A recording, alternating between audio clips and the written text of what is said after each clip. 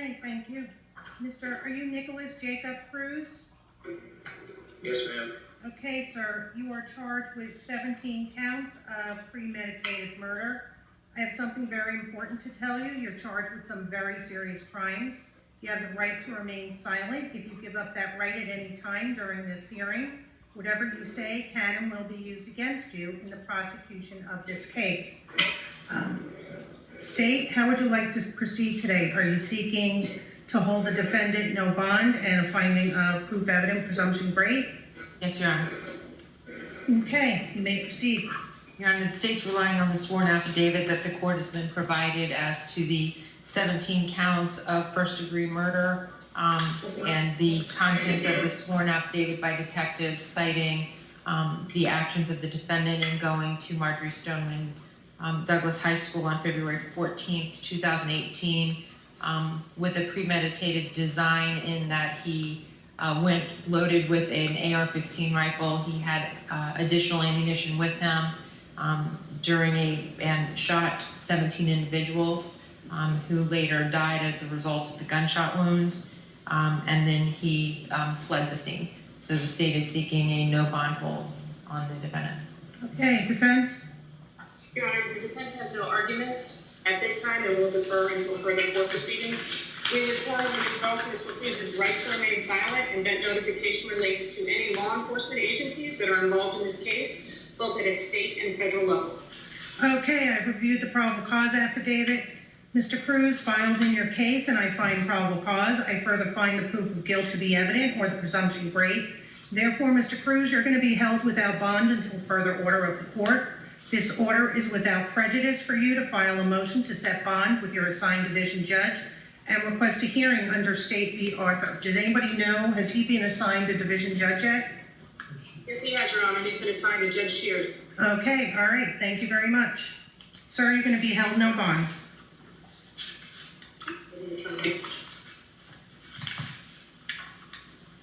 Now they found themselves in this horrible situation where they're second-guessing everything.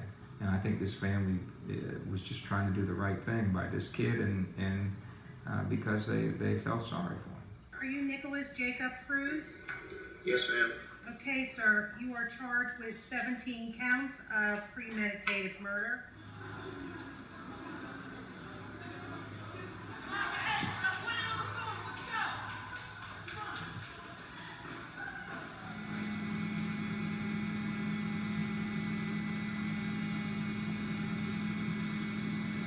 Their son met him last year at Douglas High School, and they became friends. Then Nick was expelled from the school, and they didn't see him as often, but they still kept in touch. And Nick's mom died, and he wasn't doing, I guess, real well in the environment he was in up in Lantana. The son convinced the parents to let Nick move in their house. Apparently they had an extra room, and they moved all his stuff in right after Thanksgiving, within a few weeks of his mother's death. They let him bring all of his possessions into the house and gave him access to that room, but made sure that was, any guns in that house had to be locked up in the cabinet so they just weren't laying around. And there was no indication that he had used the gun, that had shot it, practiced with it, anything during the 3 months that he had been living there. They were not concerned that there was anything in his personality or they had seen that would cause him to believe that he was anything other than, someone who was responsible with guns. And the issue as to whether an 18-year-old should buy an AR-15, that's something the gun lobbies, our legislatures should be concerned about.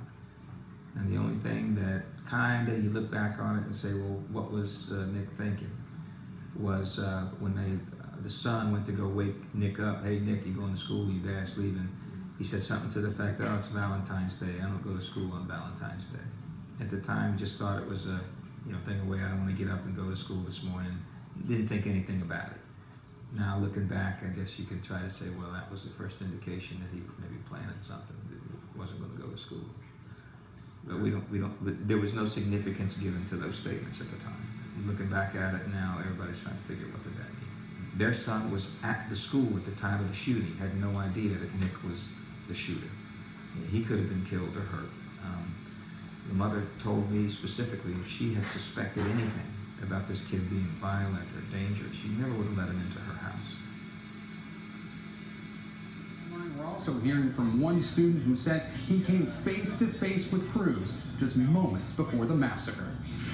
Let's go! The gunfire lasted less than 10 minutes, but this morning new details are emerging of how the terrifying rampage unfolded. One student saying he encountered the shooter loading up his weapon just before the attack began. He said, "You better get out of here. Things are going to get messy."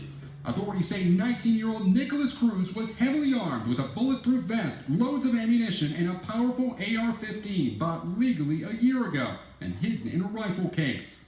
Investigators say at 2:06 p.m. Wednesday, an Uber car picked him up, dropping him off at the school at 2:19. At 2:21, the suspect enters the east stairwell of one of the buildings. Then, seconds later, begins shooting at several classrooms before heading to the second and third floors. At around 2:30, we heard a gunshot. At first, senior David Hogg thought it was a drill, similar to one earlier in the day.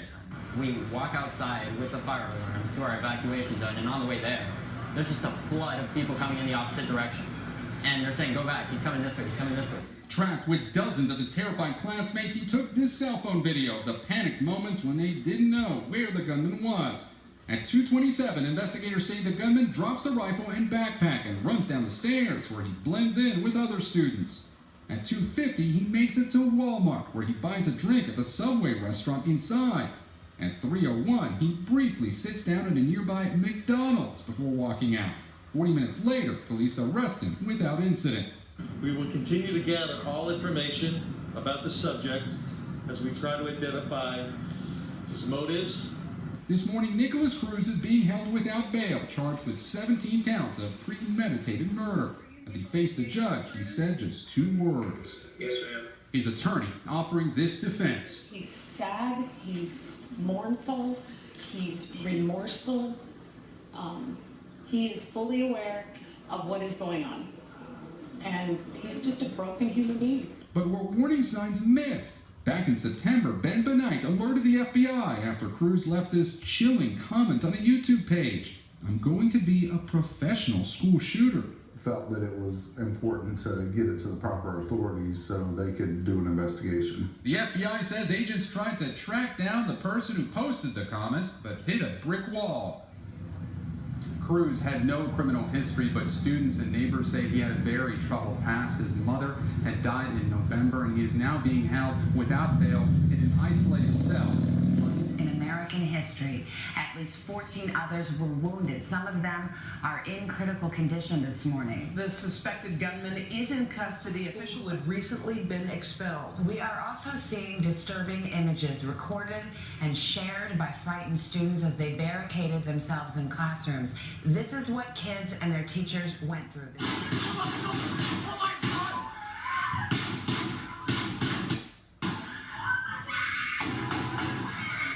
And social media, some of them didn't know what to make of this at first because they had a fire drill earlier in the day.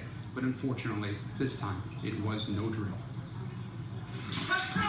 These are the unforgettable images of the horror inside the nation's latest school massacre.